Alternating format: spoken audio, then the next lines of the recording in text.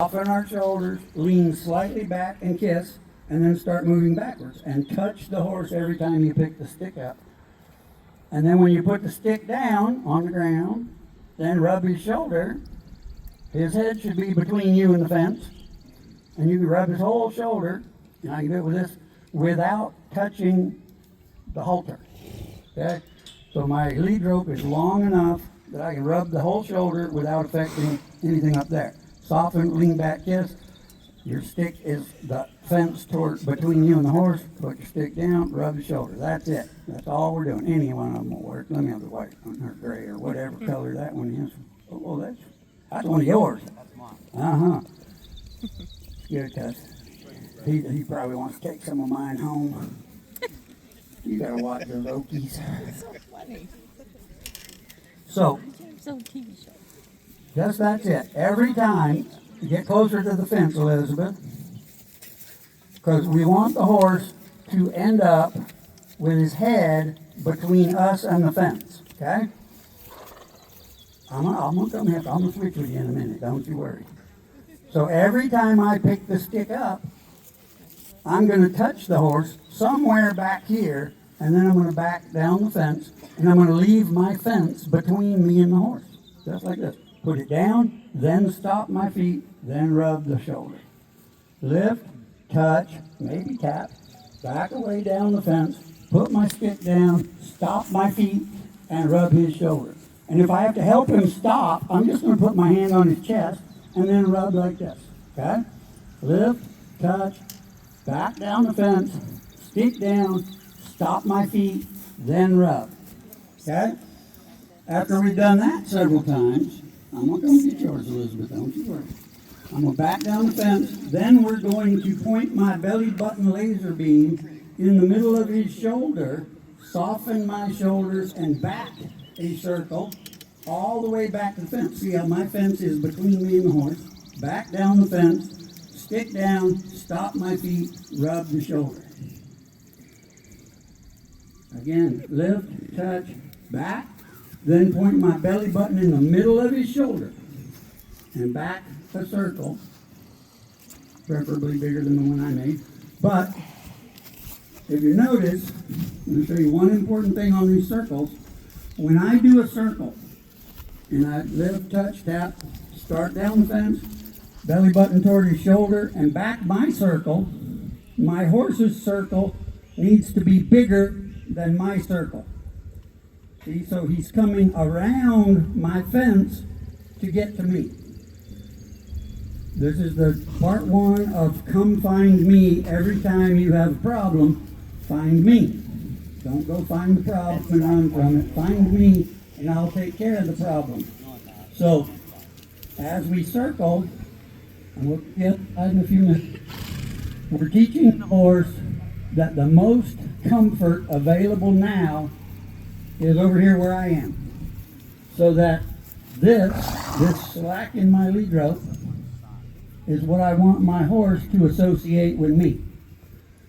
Because most of us learn that when we're handling horses, especially when it's doing goofy stuff, we hold them way up here and we make sure they don't mess up. And then we got to stand like this. And then they get close, so we use our elbow for defense, and we stick our elbow in their neck and we say, get off of me. Don't mess up. And when we do that, we're making the horse be here with us. Every time I hold him still, instead of releasing him into being here, I'm telling him that here with me is somehow going to be less comfortable. I want here with me to be the most comfort available now. And when you find it, and find me, you get the comfort that's available now. Okay? Still having trouble there, Elizabeth? Where'd you go? You're doing fine. All right. Let me switch with you. I'm going to get one of these. So for this one, I have this short. This is called a stockyard whip. Some people call them buggy whips. I don't care what you call them. It's just a little short whip. The reason I like short whip is because some horses, if I just tap them right there, they don't do much. So I'm just going to wrap it, literally wrap it around his tail. I'm aiming for the butt cheek on the far side. Okay, so I'm just gonna touch it and back away. And he didn't come, so I'm gonna touch him again. I'm gonna back down the fence. I'm keeping my fence. He ran into the fence. Between me and the horse, whip down, stop my feet, rub his shoulder. Again, lift, touch. He's standing on my whip. Touch, tap. He didn't come. Wrap it around. I'm still here. Find me. Now I'm going to point my belly button in the middle of his shoulder. Who is taking responsibility for the slack that's available right here? Not me. The horse is. Horses are capable of being responsible for so many more things than we give them credit for. You know, we give 12, 13, 14, sometimes bigger horses, 100 pounds, and we think, this sucker's big, he's strong, he's fast, he's athletic, he's all these cool things, but I have to control it. And the only thing we have that we're attached to is this halter and lead rope. So we try to do everything through the halter and lead rope, right? Every time I pull on it, I'm lying to him, telling him I'm stronger than you. I want him to believe that, by the way. But I want it to be his choice to be here. I want it to be his desire to be involved and engaged in whatever silly thing I want to throw at him next. And say, well, you haven't killed me yet. I might as well go along, get along, and see what this adventure is going to be. So just by having this fence between us, I can speed him up just by touching him back there, back faster down the fence, put my whip down, stop my feet after I put the whip down, and rub his shoulder. When we do this, and then we do the other side, here's another little secret. Every horse I meet all over the world is one-sided. I've never met an ambidextrous horse. And when we switch to this side, everyone does this. Look, you idiot, you don't even know how to lead a horse. You're on the wrong side, stupid. Get over there where you belong. So the horse tries to put me on the other side. That's fine. I'm going to let him try. It's not going to work. Sometimes it works. And I'm just going to come back to the fence, going the other way. I'm going to pass. Come on, we're going past. Stay on your side of the fence. I'm going to come back here to the fence. Teaching people to walk backwards sometimes is the hardest part of this. I know it's hard to be you. Whip down, stop my feet, help the horse stop, rub. Now I'm on the other side. I'm going to show you how to get there. There's 3 ways to get to the other side. One I'm going to teach is the hardest.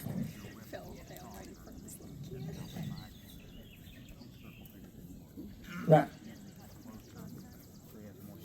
Yeah, if his footprints are following your footprints, his right front step on my right front, and that hurts every time.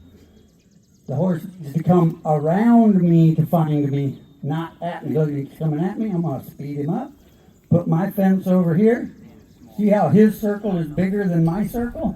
That's very important. If he's coming at me, he's not playing. If he's coming around me, I say my whip is a fence between me and the horse. Watch where I put it if he starts to come at me. If I have it way over here, the handle is like an open gate. He can come at me. If I put it over here in front of his nose and above his lips, and I speed him up, he's going to stay out there, and his circle is going to be outside of my fence, and my circle is inside. So that when I put it down and stop him, he's outside of my circle. His feet were never coming at my feet. They were going around. So he's headed over here, around my fence, to this open gate to find me, right? That's why I like using sticks and whips, so that, hey, wakey, wakey, I switched, you didn't. Wherever I use it, and I don't use them forever, I use them initially, and to demonstrate and to teach horses that I get to place them wherever I want, but he has to be responsible for this. This is always available. If he ran into this halter or lead rope right here, he would be pulling on me and causing discomfort, right? So from my fence or whip, out to the end of the lead rope is this much room right now, as much as I want to put in there. in the middle, halfway between, if we were riding, halfway between my legs, halfway between my reins or hands, is the most comfort available right now, right? So if I want this groundwork to transition into the saddle, we have to think of it that way too. Whatever lead rope I have available is how far he can go, and if he runs into it, I'm not going to pull him back to me. I'm just going to keep my fence here. When he takes responsibility for finding the middle of between this fence and the next fence, which is the end of the lead rope, in this case, you got to go forward, buddy.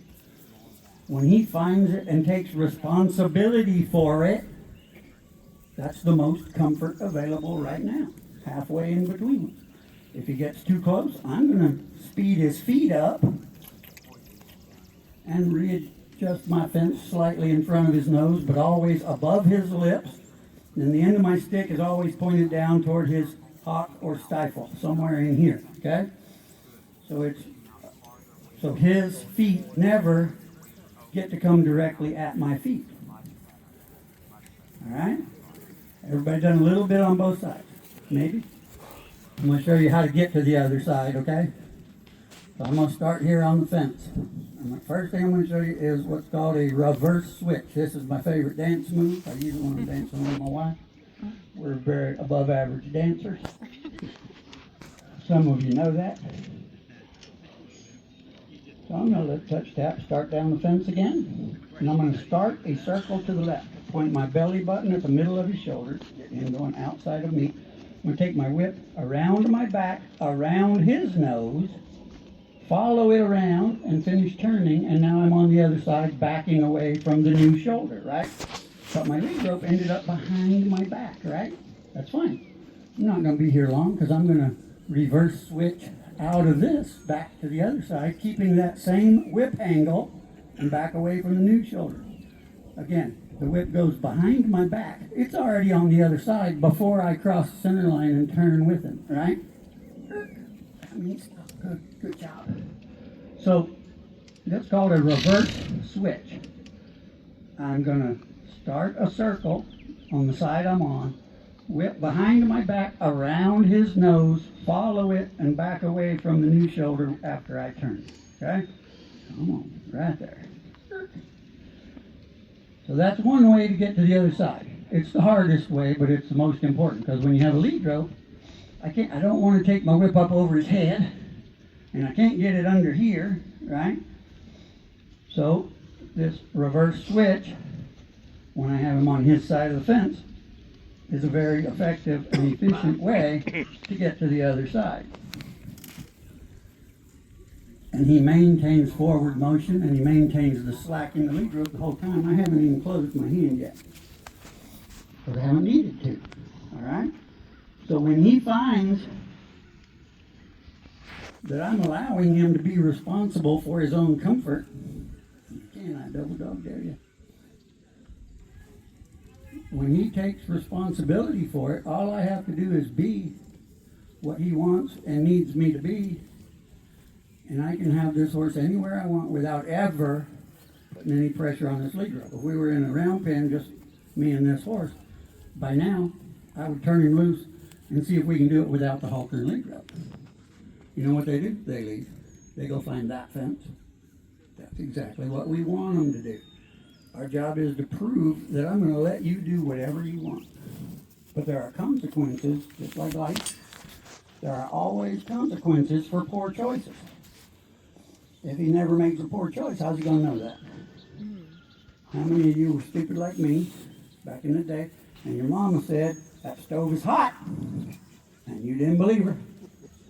Or you believed her, but you had to test it and find out for yourself, right? I just want to see what hot really means. She never lied to me when she said that stove was hot, right? But I touched it. I think I still have a blister from that day. But anything like that are just things they have to learn on their own. There are consequences for poor choices. The key, when a horse makes a poor choice, unlike what I used to do years ago, is when there are consequences to a poor choice, we have to separate ourselves from the equation so that the horse learns the lesson on his own, and he doesn't blame us for whatever the consequence is. That's why it's important to allow them to make poor choices. A lot. You see a lot of people riding, a lot of you have done it, I've done it, and you're riding a horse, and you want to go over there.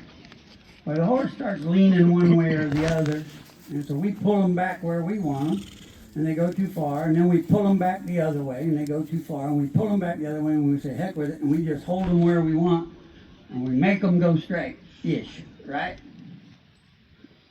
The only thing that horse could possibly think is, you dummy, you don't even know where you want to go. How can I trust you to be the leader? So I say left, no, right, no, left, no, right. Oh, never mind. Right? But we've done it for years and years, and the horses have learned to tolerate it and not kill us sometimes. Sometimes. Promise, if you do that to that horse I'm going to bring out later, he will kill you. He won't kill you. He'll just make you lay on your back and he'll look at you funny. But when the horse learns responsibility for his own, I like that. Yeah, he came and found me. He's touching me. Okay, this is too close. I told you this is too close. But I want him to want to be in my pocket first. Now, when I build distance and eventually speed, I can maintain focus while I do it. If I started with get off of me, I'm building a desire to be anywhere but here with the idiot in the hat. Because that's what they call me when I start doing that. I go by that at home too. She'll be here later, so don't tell her that. She might have forgot. No, she didn't. But it's very important to me now to have horses that are not only respectful of my space, but responsible for their own comfort. So no matter what I do, all he's doing is looking for the peace and comfort that's available, which is always going to be available somewhere with me. And as soon as I get on the horse's back, after I've done this and established that he gets to be responsible for stuff, I can be much more forgiving. I can be a lot more accurate with what I'm doing, and then turning him loose into doing the right thing. And he'll say, you know, I might ought to maintain this like cruise control for a while because it's pretty comfortable. And then when I change my mind and I'm accurate and I'm patient, he takes responsibility for wherever the next comfort appears or goes. And I don't have to make him do it. I can get out of the way and let him do it. Okay? Now I just showed you another way to get to the other side. This is called around the world. I'm just going to take it right around my hat. Go to the other side. Follow it over there. Back away from the new shoulder. Okay? Notice his shoulder respectfully stepping up and away to give me.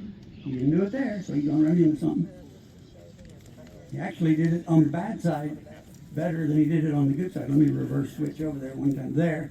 See his shoulder give me somewhere to go on the other side? There, he did it on this side. Good job. That little bit of respectful responsiveness to say, yep, I'm going to give you room over there because that's where you put the fence, is what we're looking for. They're going to do the same thing on the saddle later when we saddle all these and ride them all at the same time.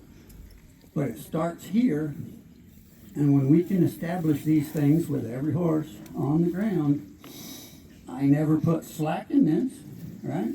I ended up right where I started, long enough to rub his shoulder without pulling, and I never pulled on it, and everywhere it went, he found this. Not my job, his job.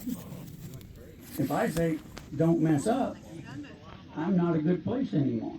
I'm where the discomfort is. Anytime there's discomfort here, his brain or focus is going to be with something on the other side of the fence. He's going to say, I sure would like to be over there eating grass next to that trailer. Or he'd even like to go hang out with the llamas. Or he'd like to go hang out with the petting zoo or the pony rides or something. Because surely anything must be more comfortable than here with this idiot. They call me that sometimes too. But if I can make sure that I'm only working on me and not worried about the horse, there's a fence here. You can come get it if you want, but it might sting you. I know, I touched you. This is very good too. Did you see him get a little defensive? Because I've been being super nice, right?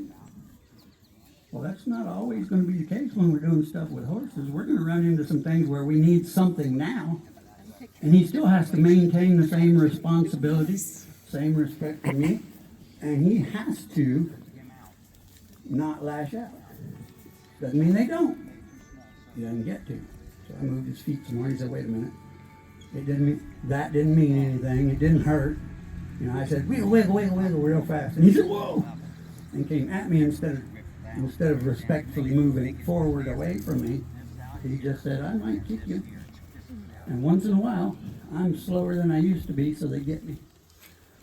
But they're not trying to be mean. They're just saying, "Hey, I took that as unfair at the time. Or at the time when I would have beat the snot out of that horse for doing that." I don't do that anymore. You know what? It goes away all by itself when they realize that was not worth the effort, and I'm still being just as fair, just as clear. Even when I start to increase speed and distance, it's still his responsibility to take care of his own comfort in the space allowed.